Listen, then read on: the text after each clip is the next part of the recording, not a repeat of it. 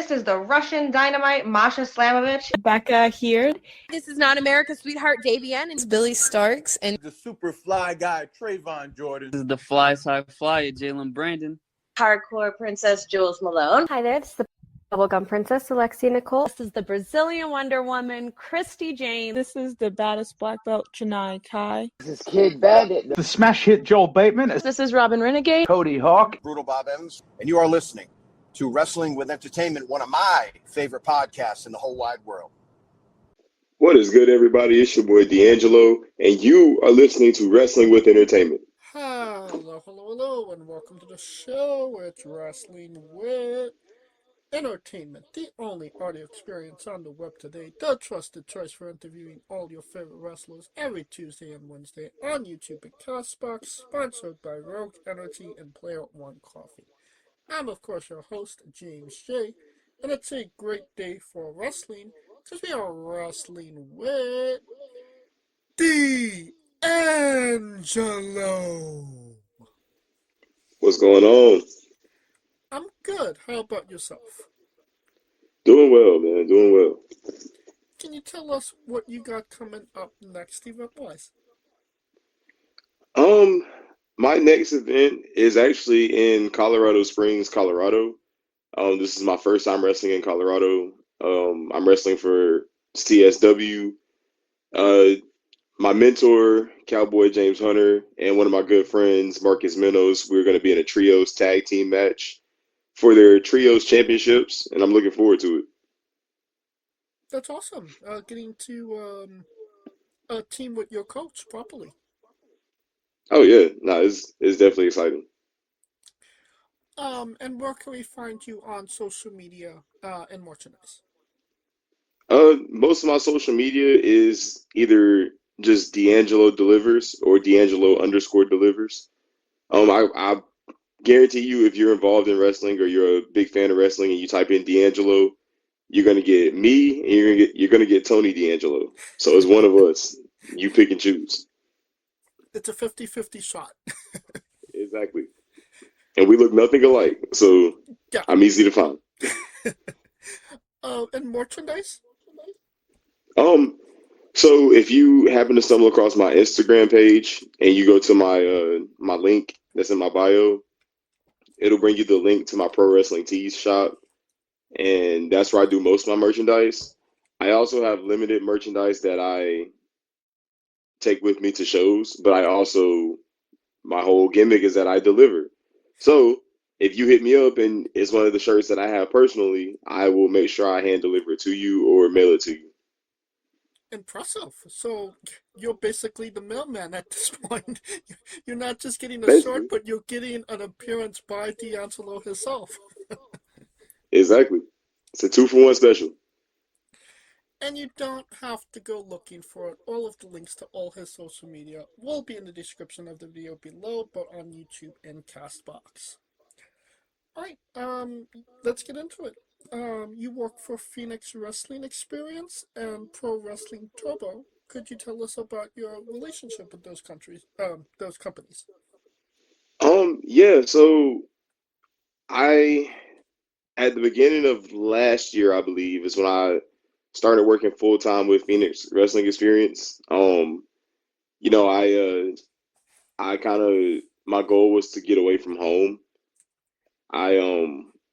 I felt that I spent my first 2 years at my own promotion, and I was just so eager to get out and learn different styles and learn from different people. And I found a new home in the Phoenix Wrestling Experience, and they ended up opening their own school, which is where I train now, and that is the PWE Dojo. So they hold a special place in my heart, and Pro Wrestling Turbo definitely holds a special place in my heart because Turbo was one of the first companies to take a chance on me, early on, straight out of the gate. My first booking outside of my home promotion was at Pro Wrestling Turbo, and the fans there, they're like a family to me. The guys that run the company, they've always been like family to me, and I'm just grateful for the platform that they give me to perform. Well, speaking about your relationship with Phoenix Wrestling, you definitely made a lot of waves there, um, at capturing their heavyweight championship. No? I did. I did. Yes, for the better half of this past year, I was the reigning and defending PWE champion. That's something I took pride into. I got to do a lot of like media events. Like we were on the local news down there. We had a big show at SRP Park, which is the home of the Augusta Green Jackets, who are a Atlanta Braves affiliate. And I got to defend my championship at that show. Um, we ended up having a big time show at the Miller Theater downtown Augusta, and we were the first ever wrestling show to ever come to the Miller Theater. And mind you, the Miller is like one of the most historical buildings in Augusta. So to be the first person to main event at the Miller Theater, even though I lost the belt that night, like it was still special. Like just being involved and like being the top guy in the company, like that's something that I appreciate. But it kind of mean to you to be the figurehead of the company at such, an important, part of that company's history.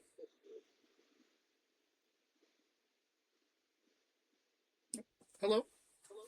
Sorry, what'd you say? Yeah, I was saying, what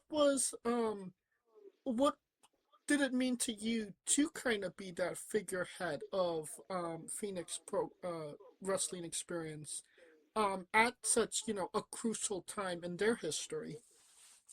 Um, well, with them being a newer company and the growth that they've had in the last couple of years, like just to play the role that I play, like I remember the first time I came in, like the first time I wrestled at PWE it was a last minute booking. They had a tag team cancel.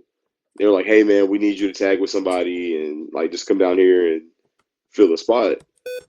So I did that, and the fans just kind of took to me, and like they realized early on, like, oh, this dude, he's incredible. Like his crowd work, like that's the one thing that fans always come and tell me, like my crowd work is insane, and I'm the heel that they love to hate.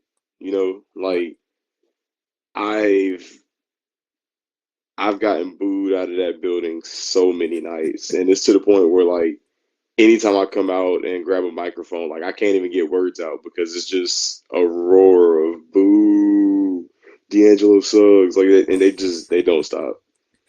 So I love playing my role in any company, like PWE specifically, but any company. I just love playing my role and watching companies grow and watching independent wrestling thrive the way it does. Only in pro wrestling do people love getting told you suck. Oh yeah, it's the best. It is the best. What is that? What does that kind of mean to you to get, that much heat, to have that much of a connection with the crowd?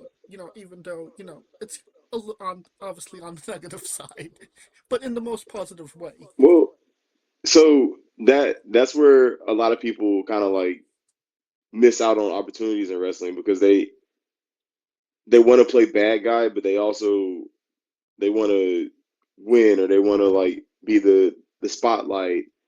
And when you're the heel, it's just about being the bad guy. It's about like every story has a bad guy or a bad part of the story.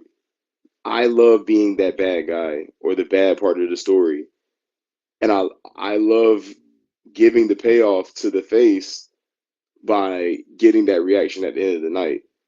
Like I'm not egotistical whatsoever. Like if you want me to go out there and loot, like prime example, like there's a guy that I helped train and he was coming into PWE for the first time and they put him in a match with me, who's an established heel, and naturally you would assume like, oh, the veteran's gonna go over. And he beat me with a roll up and we about blew the roof off of that place. Like they didn't know who he was. They didn't know him from a can of bricks. But they hated me that much that watching me lose to him, that made his moment, and that made him a part of the roster at PWE moving forward, just because of the reaction alone. So I mean that just kind of goes to show that, like, if you work hard and get people to invest, then you can do anything out there. Now, speaking about, you right now, you're in a tag team called Flex with, xavion Stokes. Actually somebody that you actually teamed with at the beginning of your career as well, no? Yeah, so I had my very first match tagging with Xavion Stokes, and we went on the road for about 6 months or so, and then he had to step away from wrestling for a while and like get himself together, which I'm grateful for.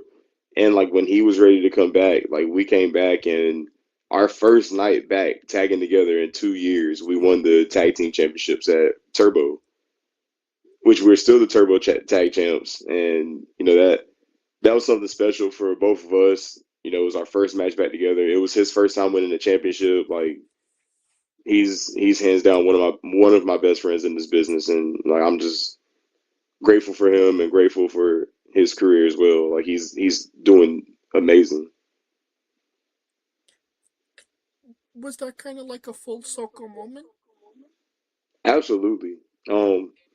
We came into Turbo together kind of, and to have that full circle moment of like, hey, we went our separate ways and now we're back, and to pay it off by becoming the tag champs, like that was a special moment.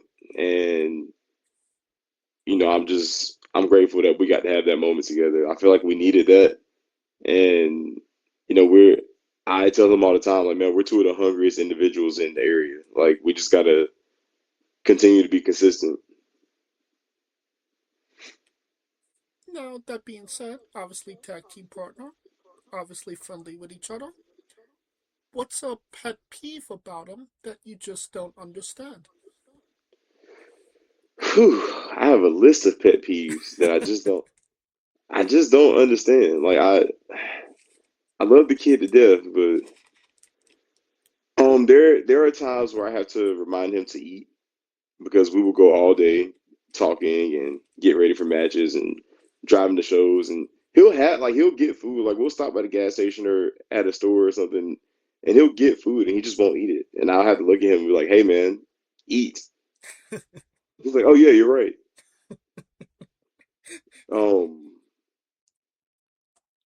God, there was one time we were on the road and we were like hours away from home, and he forgot his gear. Uh,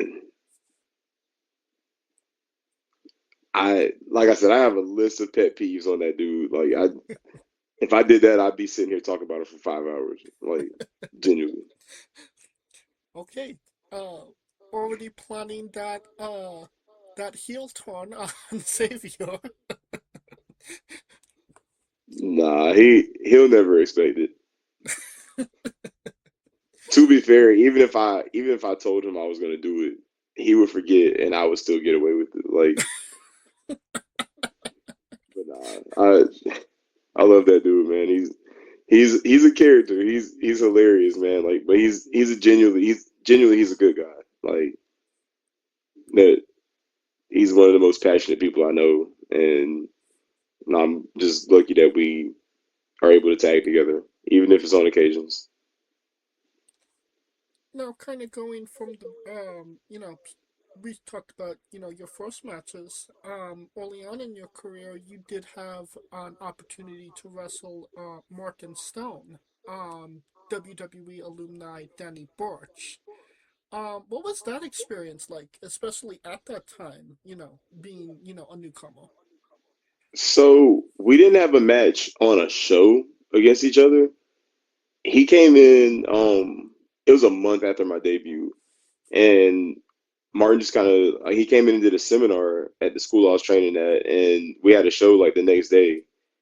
And he was just in the ring rolling around, and like everybody just kind of got out of the ring, and I was just looking like, why did y'all get out of the ring? Like, and everybody was like, oh, we're just giving him the ring like out of respect. So I slid in the ring, and I was like, hey man, like let's go. So we lock up, and 30 minutes later, he sits down and he's like, hey man, you're really good. And it just blew my mind that like I just went for like a half an hour with one of the best technical wrestlers in the world. You know, like everybody, and mind you, like people are still setting up the show. Like we had the ring set up, but like they were still setting up the pipe and drape and production and all this stuff is going on. But for a split second, everybody stopped and just watched us, and that was one of the coolest moments of my career up to that point. Like everybody's just sitting here watching me, this young rookie, in there hanging with a veteran like Martin Stone. Like that's something special, and that's one of my favorite moments that I've had. And I hope that we get to run that match on the show. Did you know that you went 30 minutes with him? When you were Not in the until ring with him? no, I didn't. I was just going, and then like my wife, she was sitting there watching us, and she snapped a picture of us and whatnot, and she was like, "Y'all were in there for like 30 minutes." I was like, "No way."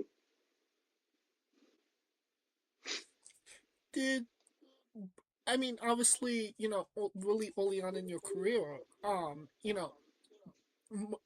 10 minutes is like the max for a lot of indie wrestlers. Oh no. How did it feel for you to actually go, a proper 30, especially Um, at that time? my debut match went like 45 minutes, so Okay. I've never had a problem with like going long in the ring. Um, I've always like had pretty decent cardio in it, which is crazy because my cardio now compared to then, like I would run circles around myself now compared to when I first started. But like, yeah, I've never had a problem with going the distance. Like that's just, and that comes from my background. I grew up in a fairly athletic kid. Like I played football, basketball, soccer, and especially in soccer. Like soccer, you don't get any timeouts, so you're just running for like 90 minutes straight. So I I really didn't mind having to run and like having to continue to push. You just got to. It's because at the end of the day, like people aren't out of shape physically. It's really a mindset. Like when you get tired, that's just your body telling you, "Hey, I need to rest." But like you can physically do everything at 100% capacity. You just got to have the right mindset. I gotcha. Well, definitely a match you need a right mindset for. You actually competed in the UK, in England, um, in a British rules match. Tell us about that.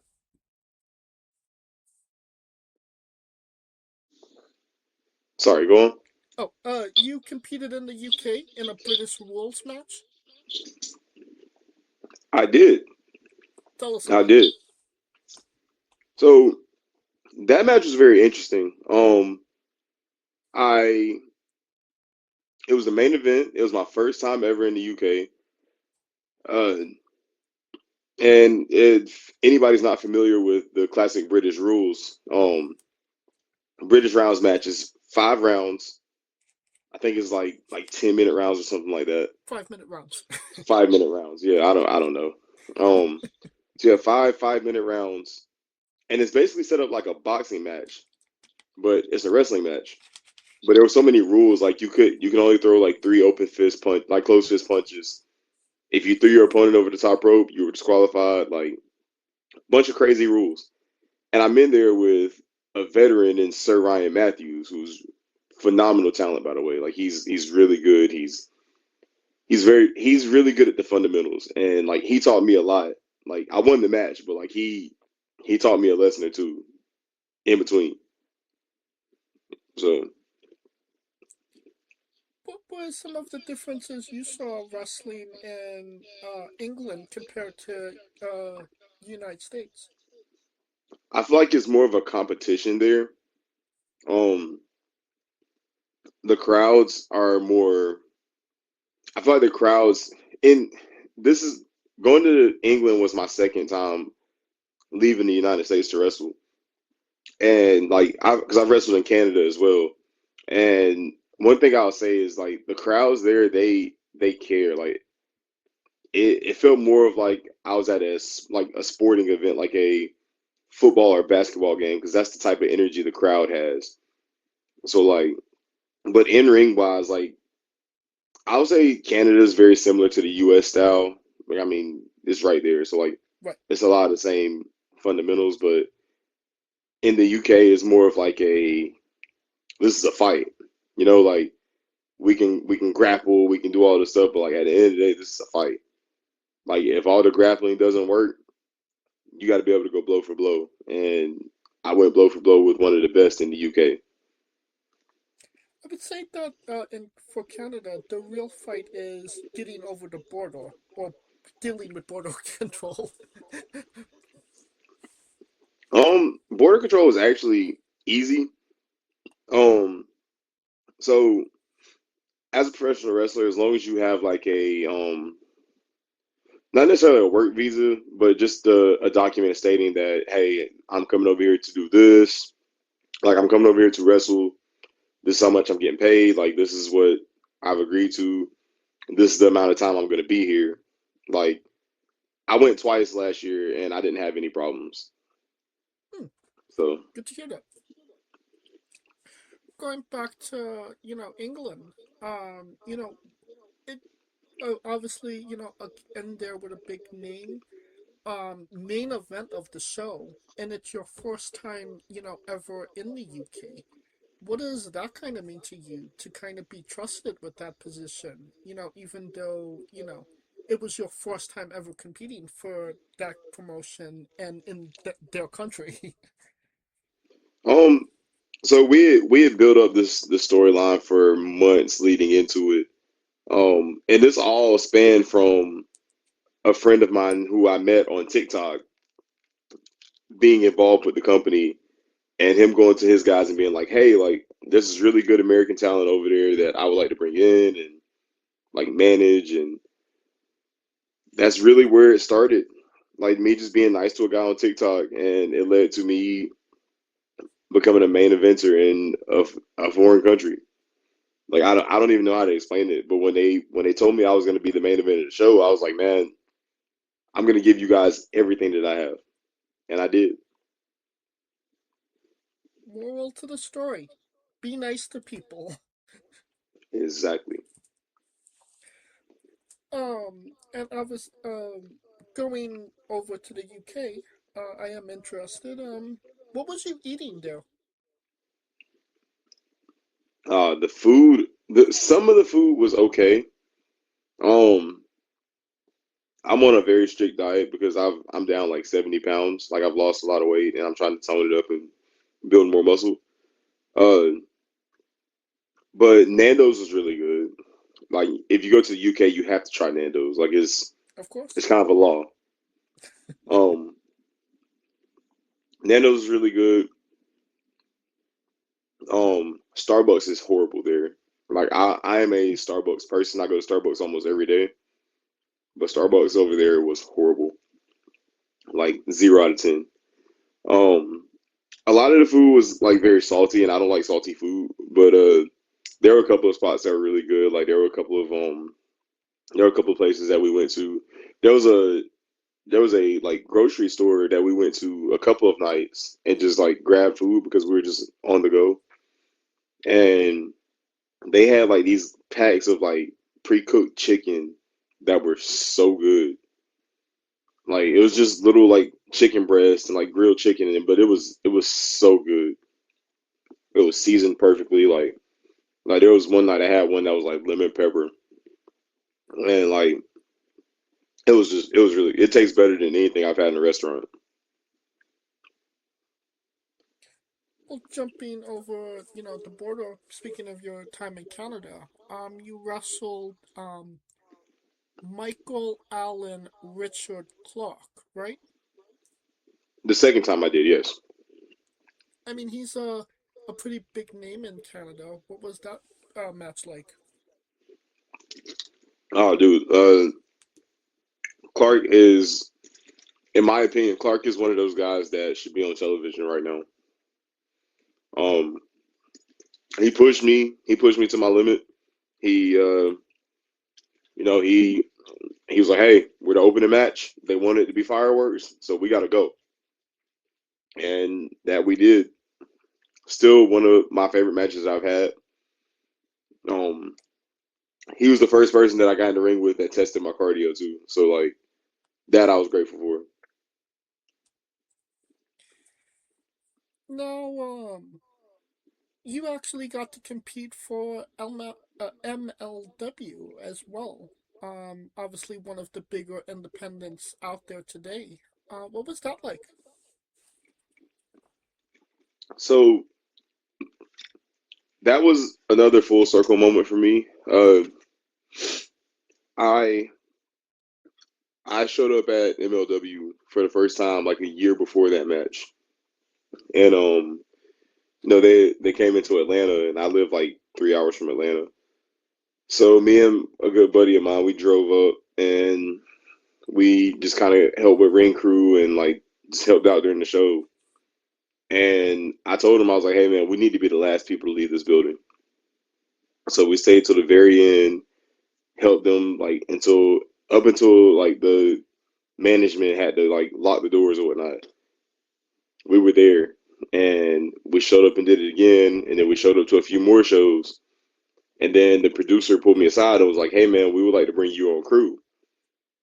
So then I started traveling with them full time as a part of the crew, and that was really cool. Like I got to meet a lot of people and like make a lot of friends.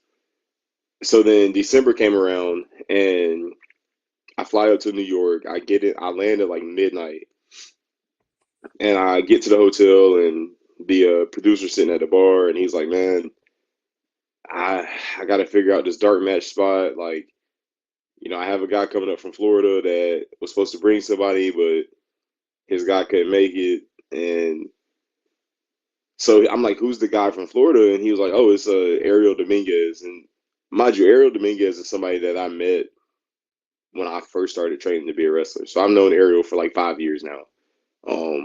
He's a really good friend of mine. Like he trains with Natalia down at the dungeon. Yeah. He's a really good talent.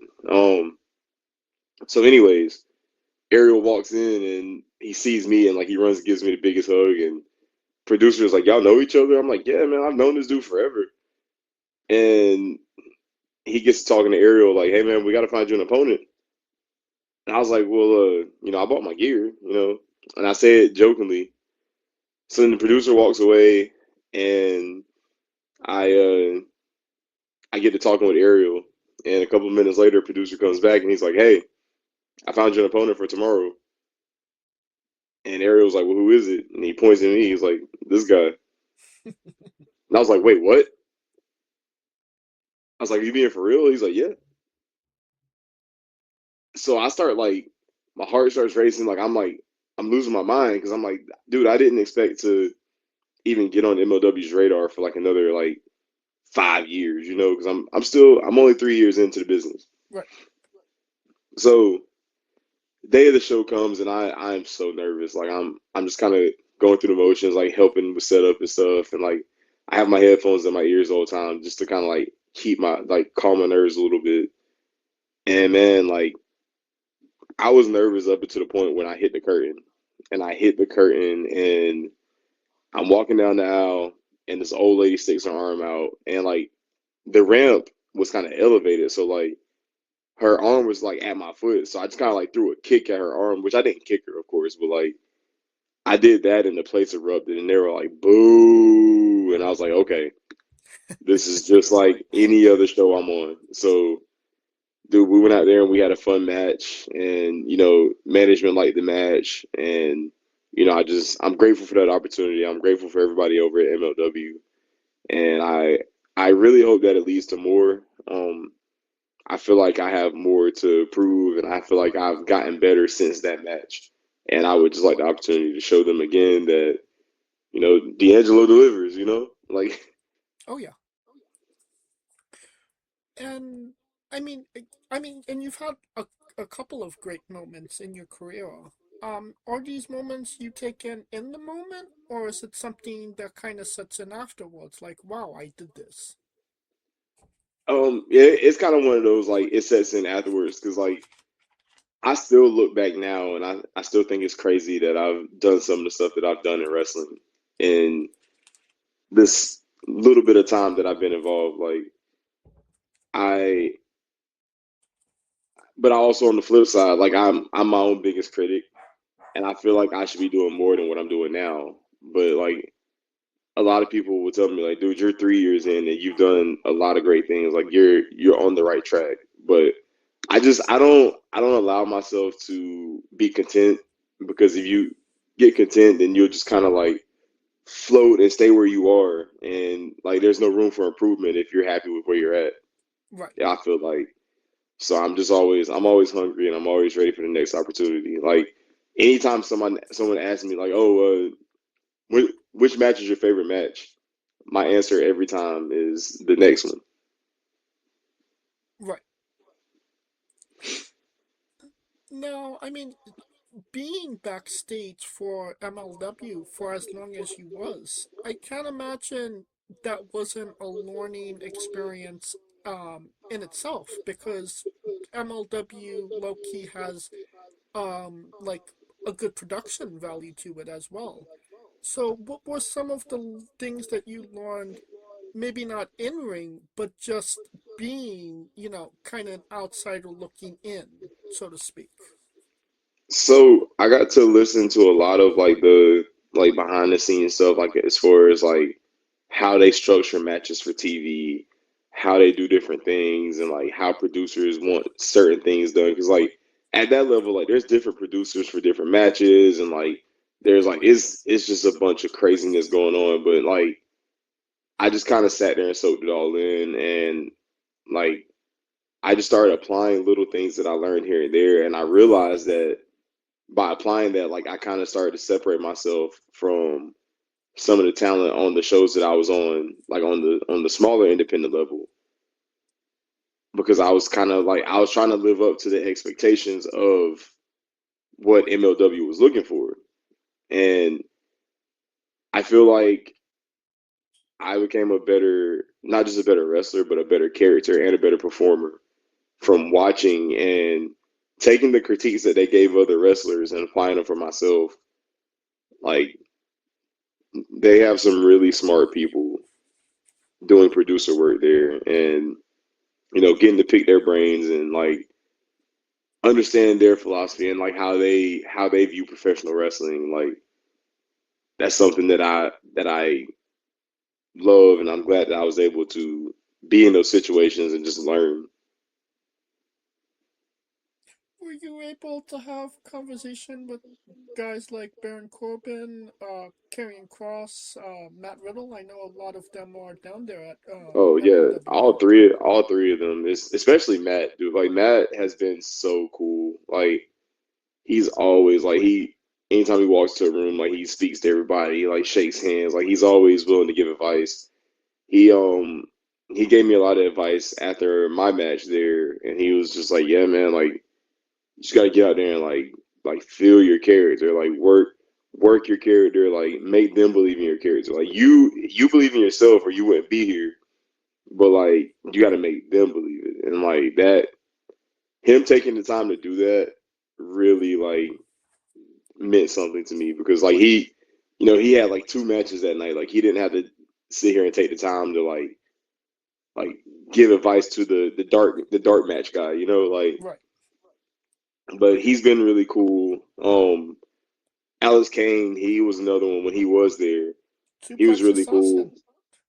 Exactly. But he watched my entire match from start to finish, and when I got to the back, he had a lot of critiques for me, and he was passionate about it, and that's something that I appreciate still to this day. Like, dude, like you did not have to do that. Like, you didn't have to watch my entire match and have critiques, but he did. Anthony Green is another one. AG and I go way back, man. Like Anthony Green, he's been all over the world. Like had a brief stint in NXT. He's been in Pro Wrestling Noah, and he came in and did a seminar the weekend of my debut. He was at my debut show, and the night after my wrestling debut, I tagged with Anthony Green against Shawn Legacy and Cody Fluffman. What a match to be in. Like it was insane. But like AG is a very good resource for me, and like he's always willing to help, and you know, his memory is insane. Like he remembers stuff about my debut that I didn't even remember. Like he's amazing, man. And I'm just glad that I have him as a resource and like someone I can reach out to and like someone that will give me positive feedback. And I am just curious, how is the catering in MLW? I only had catering one time, and that's because I was starving. But usually those days are so long, and like when you come in as an extra or as like a backstage person, they give you a lunch break for like an hour or two to go and get food. That way, like the catering is strictly for talent. So guys usually go get food, but like I always bring my book bag with me, and like I'll just fill my book bag with granola bars and tuna packets and like stuff like that. So that way I'm just eating, or like I'll grab one during downtime during the show and just eat. That way I'm eating throughout the day. But I always try to stay put because when all the extras leave for lunch and it's just me there, I'm like, hey, who knows? Like they might end up needing somebody, and I'm right there, you know. And that's how I got a lot of opportunities. Like that happened for me in Chicago one time with them. They needed somebody for a job spot with Dijak, and I just happened to be there. And they're like, "Hey, D'Angelo, you want to put on a mask and like go out there and job out the Dijak?" I was like, "The hell yeah, dude! Like it's Dijak." So that was my first time like on screen with MLW. Like, I just come walking out to the ring with the lucha mask on, and Dijak just comes out there and like choke slams two of us, and he hit me with the feast your eyes, and like he got me up there, and he was away from hard cam, so he turned to hard cam, and that moment in time felt like it took forever. Like I was so high in the air because he's humongous. Yeah. But like I was just looking upside down, and like I'm looking at people in the cheap seats, and they're all like, I see a bunch of phones out, and like I'm like, yo, everybody is recording me right now. This is so cool. But nobody knows it's me. And like he hits me with the feast your eyes, I lay out, and then he starts cutting a promo, and then he snatches the mask off of my face. So now I'm like, oh, now people see it's me. Like I'm just like, oh my God. Like that was a very cool moment. And a lot of my friends who like follow the product and follow MLW, like they watched that segment. I didn't say nothing to nobody until after it aired. But some of my friends watched it, and like they were calling me and texting me like, dude, you were on MLW. You just got dropped by Dijak. Like it was so cool. Like that was one of the coolest moments I'd ever had. Was that your first time ever being under a mask? Yeah, it was. How did that kind of feel to be under a mask? So after that, I did. Phoenix does a few lucha shows because we have a partnership with a Mexican restaurant in town, and we all just kind of throw on lucha mask and like do little lucha personas. But I learned a brief amount of lucha style, so me and one of my buddies, we put on a full on like lucha style match at the last show, and it was really good. And like I feel like it kind of had me thinking like maybe I should like try a mask gimmick just to have on the side just for fun, you know? So you actually enjoyed walking under a mask? I did.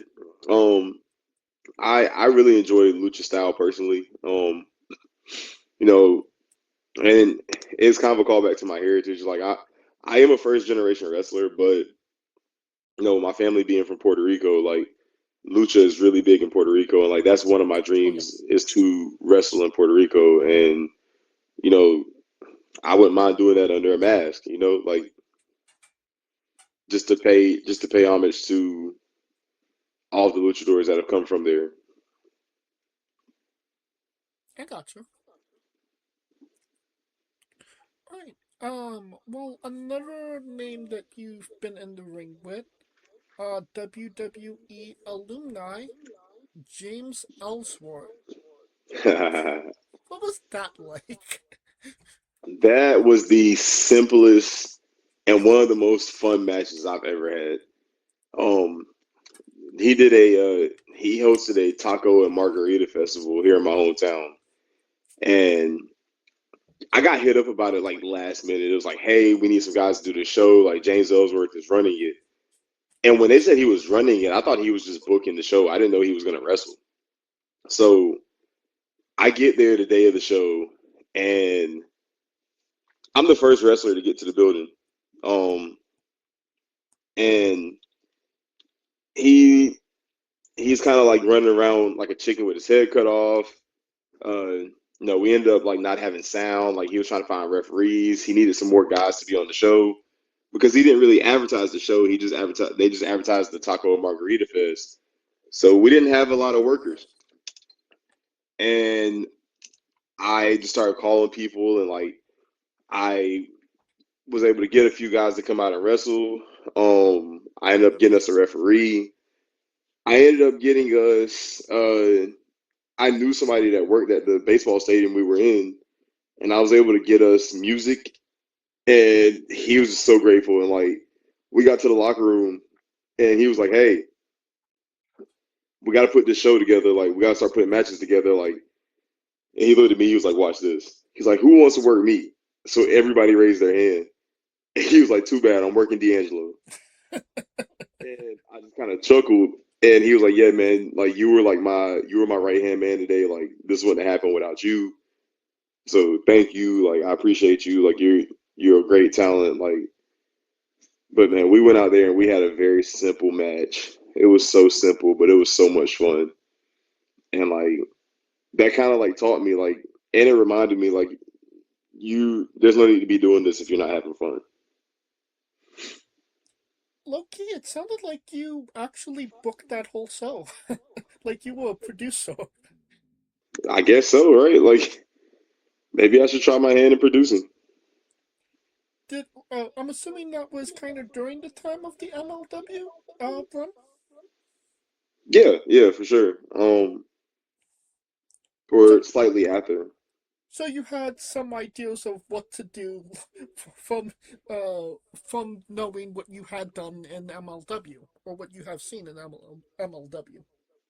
Exactly. And like, because when I was backstage there, like I was right there with the producers, kind of helping them wrangle talent and like just making sure the show went smooth. So I think, which I'm only 3 years in, and like I want to get all the knowledge that I can before I pursue it. But I think that I have what it takes to be a producer or like produce my own product one day. But I mean, I'm still young.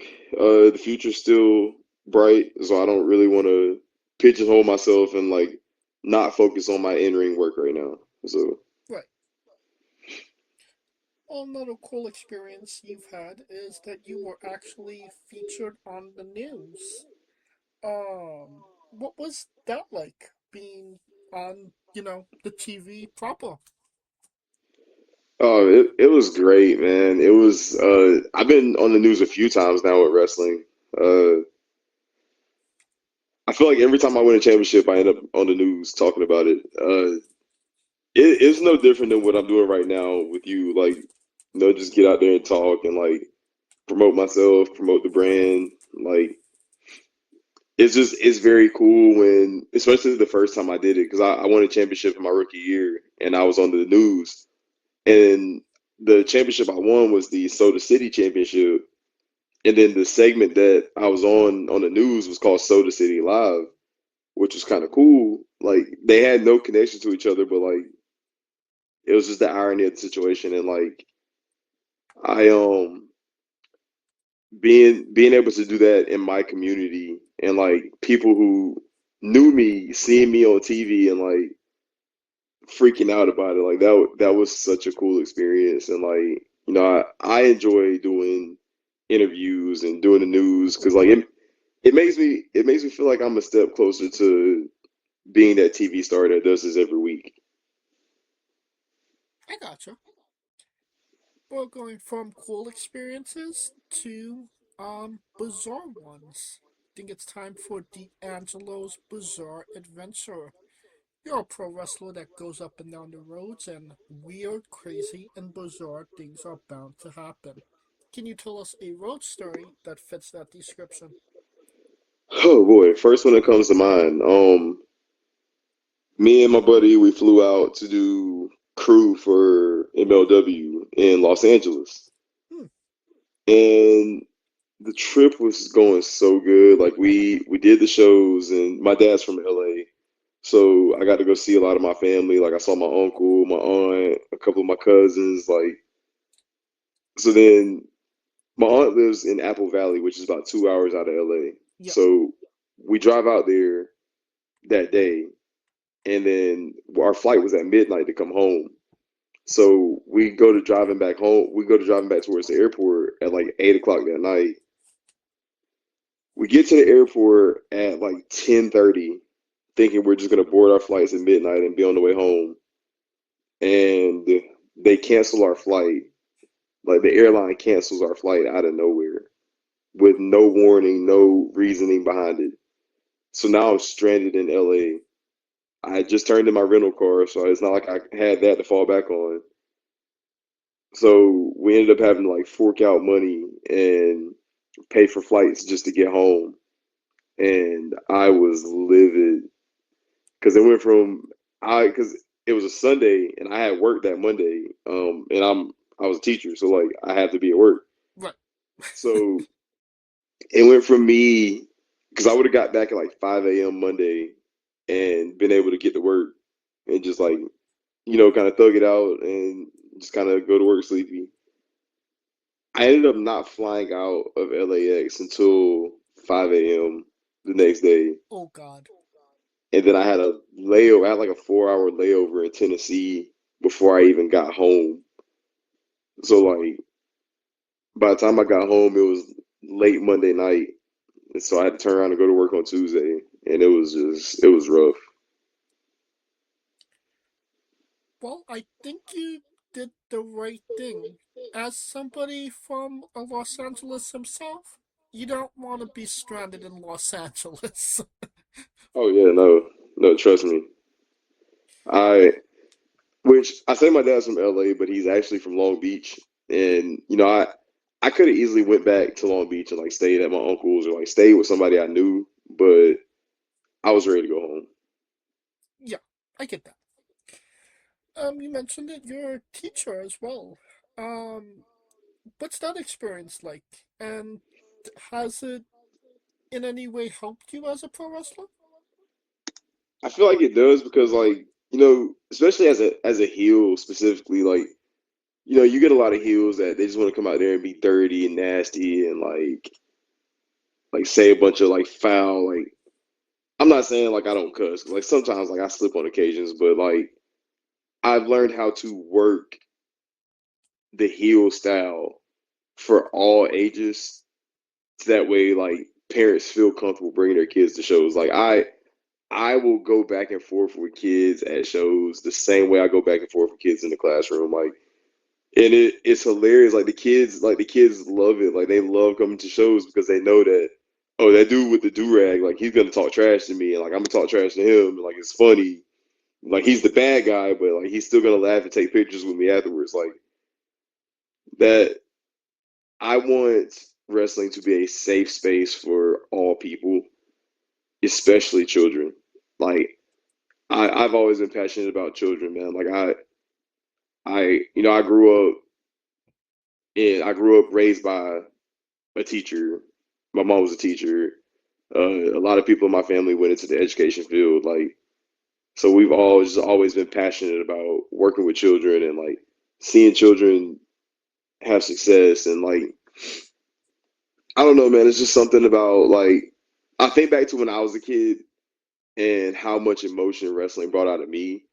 And like fast forward into now, like getting to watch children like react, cheer, boo, cry, and like just be emotional because of professional wrestling, and like knowing that these are going to be core memories for them, like that's just something special to me.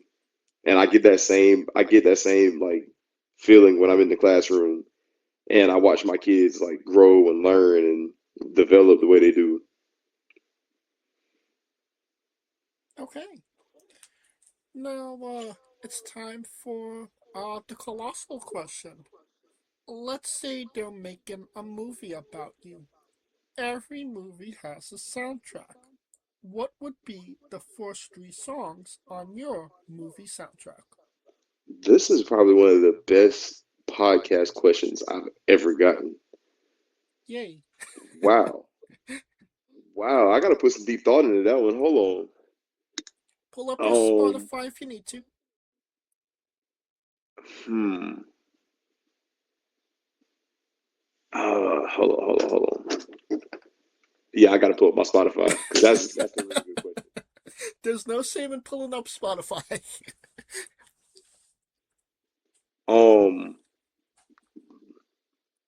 The song "Ooh Ah" by Grits. Okay. That's one of them. Um, hmm.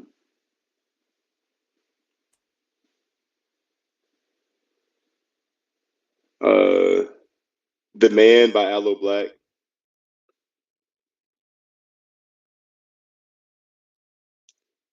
And hmm.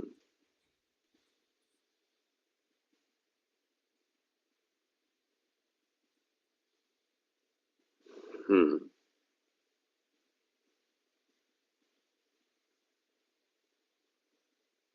I'm gonna say "My Life" by J. Cole.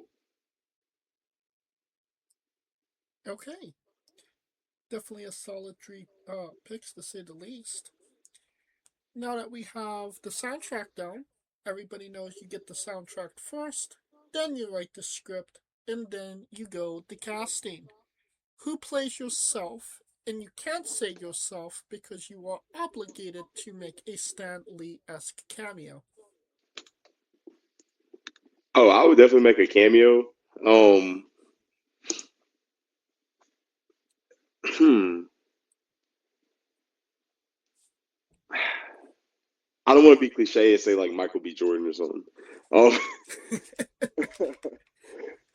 I mean, you who can. He's a plays solid actor. D'Angelo in my movie? I know what my wife will say. I'm gonna give you my wife's answer because she says it all the time. It's the guy that plays Spencer in All American. What's his name? Uh, Hold on. Let me see. Who plays Spencer? Daniel Ezra. Okay. So yeah, he would more than likely play D'Angelo. Now that we have you casted, every movie has a supporting cast. Who would be 3 people significant to you in your story that would be in your movie, and who would play them? Hmm. I feel like my wife would be played by let's see. I gotta look these up. Okay. I mean, this is a very important answer because you don't want Okay, to so upset. playing my wife would be Sadie Sink from Stranger Things. She played Max. Okay, yeah. Just because they look alike, like the blue eyes, the red hair, like, and I Good, feel like she plays my wife well. good Um, choice. Safe choice. um, Playing, hmm, I would definitely go, hmm,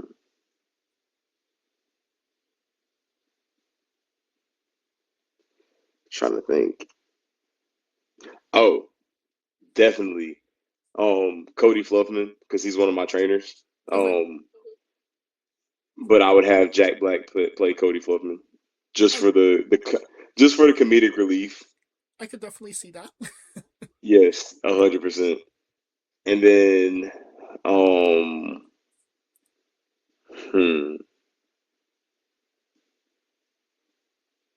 so we got me, we got my wife, we got Cody.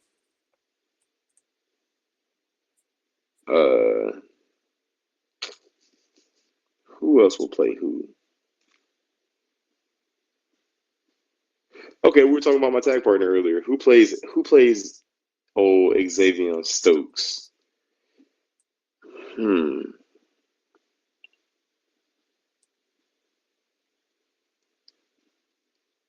What's the kid's name?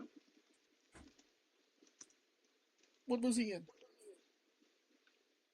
Skyland Brooks. He plays in a lot of movies. Okay. He was in The Get Down. He was in Outsiders. He was in the movie I remember him from is called The Inevitable Defeat of Mr. and Pete. It's like one of those struggle films. He played the main character, the kid with the afro. All right. Well, this is definitely sounding like a great movie.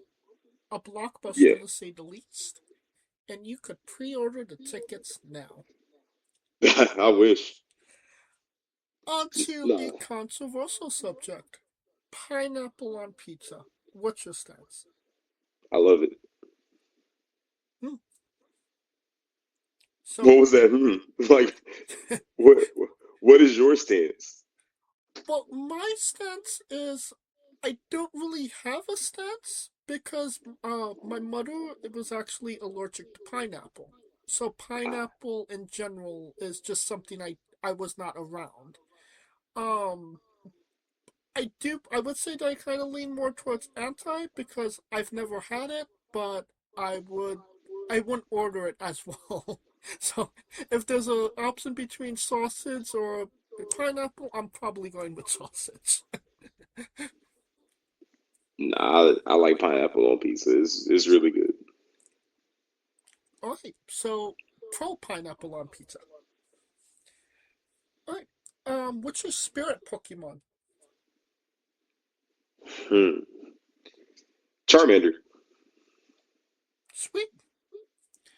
Simply because we did a cosplay show at a Comic-Con with Pro Wrestling Turbo, and I wrestled as Charmander, and it was like that was one of the biggest crowds I wrestled in front of to that point. There were like 1,000 people there, man, and like when I came through the curtain with the Charmander costume on, like they just all lost their mind, and I had Pokeball stuffed down in my costume, and I just started throwing them into the crowd, and like it was amazing. Like I loved it. All right.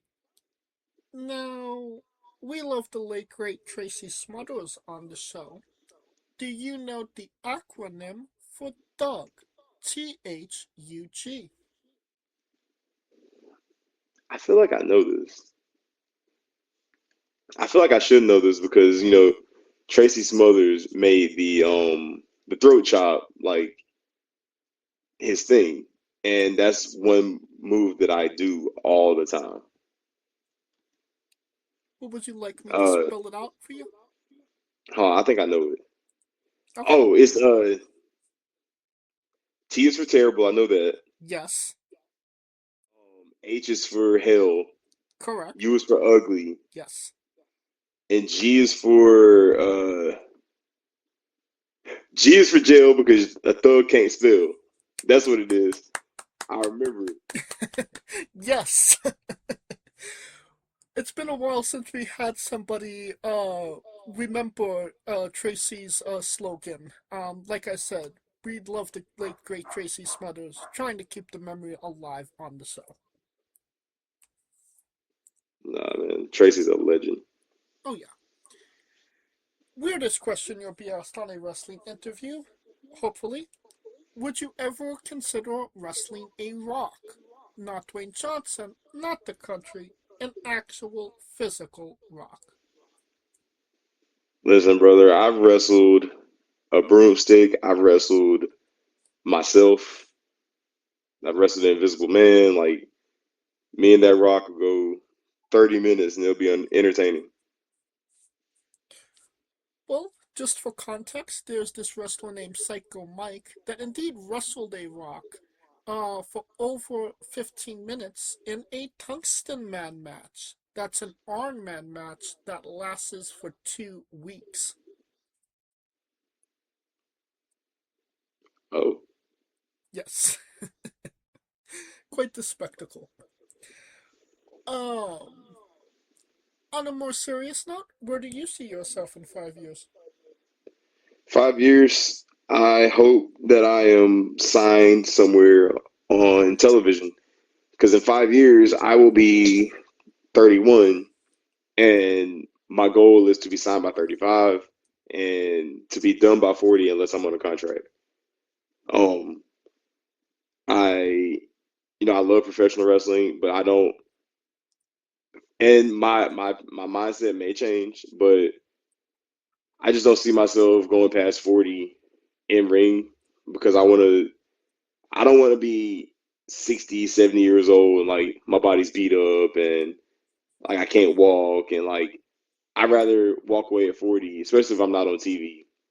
I'd rather walk away at 40 and like be a family man and like just look back at all the great things I did in wrestling, But 5 years from now, I definitely hope to be signed. I don't know where. I don't really care where in the moment.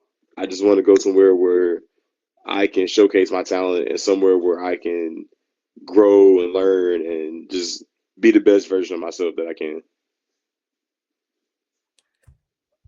And what is a match people should go out of their way to see that best shows off you as a pro wrestler? A match that I've already had. Yes. You go to my YouTube and pick any of them. I'm confident in anything I've done in professional wrestling. Like, I'm not gonna sit here and say every match I have is the greatest, but if you go back and watch some of my first matches on my YouTube channel, and then go back and watch some of my more recent stuff, like you see the growth, and you see the potential, and that's one thing I will always be confident in is my potential and like what I have to offer when it comes to professional wrestling. Okay, and your YouTube will be in the description of the video. So after the interview, you could absolutely just binge watch all things D'Angelo. And since we are nearing the conclusion of this interview, we are wrestling with the 8 questions of doom. Dun, dun, dun. Shoot 'em. This is our speed round, our bonus round, the round where we see who you really are. Are you ready? I'm ready. Excluding yourself, greatest wrestler of all time. Bret the Hitman Hart. Worst wrestler.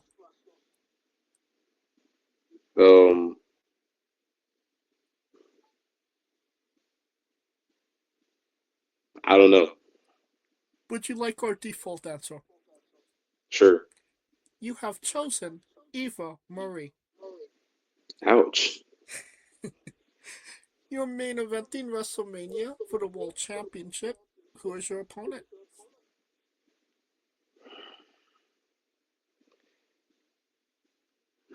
Seth Rollins.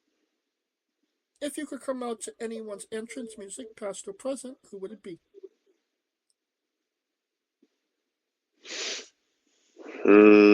Ezekiel Jackson.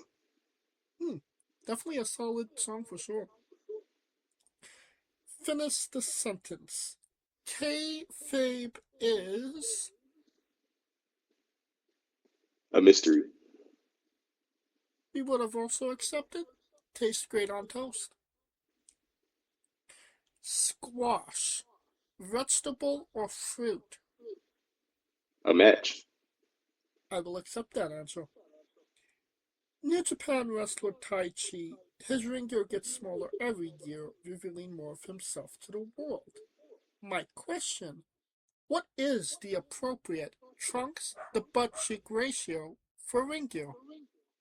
You're talking to someone who just got new gear, who specifically custom cut to where my cheeks show. The more cheek, the better. More cheek the better. Okay. And the last question, the main event, the thing everybody wants to know. Have you ever had a conversation with a stranger in a supermarket about Darby Allin? I have actually. Ooh, elaborate. I was in Walmart, and I thought this dude was Darby Allin, and so I went up to him, and I was like, "Hey man, you want to hear something funny?" And before I could even finish it, he was like, "I know, I look like Darby Allin." Yeah. I was like, "Bro, like, dude looked just like Darby Allin." Like, it was hilarious. And he's like, "Yeah, man, I get it all the time." Like, he said he dressed as Darby for Halloween one time, and like ended up taking a bunch of pictures because people thought he was Darby. And that is the correct answer. That will conclude this interview. Thank you so much for coming on and doing this with me. Oh yeah, man. Thank you for having me. Anytime. Once again, where can we find all things D'Angelo on social media? If you type in D'Angelo Delivers, I guarantee you I'll pop up. So just type in D'Angelo Delivers because I do always deliver. And you don't even have to type it into your Google machine. All of the links to all his social media will be in the description of the video below, but on YouTube and Castbox, simply click the link. A new tab will appear on whatever device you are on. You have no excuse. Buy a damn shirt. Do it. Of course, thank you for listening. If you like what we're doing, please like, subscribe, comment, both on YouTube and Castbox. This was sponsored by Rogue Energy and Player One Coffee. Join us next Tuesday for new incredible interviews and follow the show at Wrestling with E, both on X, Thread, and Instagram for information on who we're interviewing, when we're interviewing them, links to those interviews, and so much more. Follow me personally at JamesJ993. Alright, when I say wrestling with, you say entertainment, okay? All right. For our very special guest, D'Angelo, Kaliko Yacht, Scooter Dust, I'm James J, and this has been Wrestling with Entertainment. Hey folks, this is the Colossal Mike Law, and you are listening to Wrestling with Entertainment. Enjoy the show, support these guys. We appreciate it very much. We'll see you at ringside.